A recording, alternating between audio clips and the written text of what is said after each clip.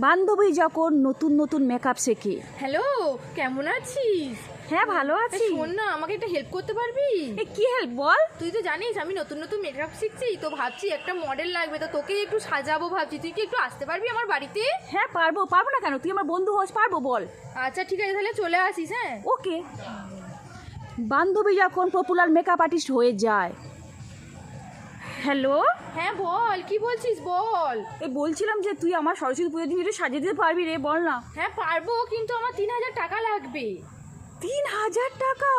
কেন? হ্যাঁ। তুই তো আগে আমার বিনা পয়সাতে মেকআপ করে দিতিস। হ্যাঁ তখন তো আমি এমনি মেকআপ এসেছি, এখন আমি পপুলার হয়ে গেছি না, এখন আমার একটা প্রেস্টিজ আছে। তো বল, একটা আইলাইনার পরে দিতে গেলেও আমি এখন টাকা নিই। তো তুই বল, তুই টাকা দিতে পারবি কি না বল, না হলে আমার অনেক বুকিং হয়ে যাবে এমনিতেও। তুই বল, তাড়াতাড়ি বল।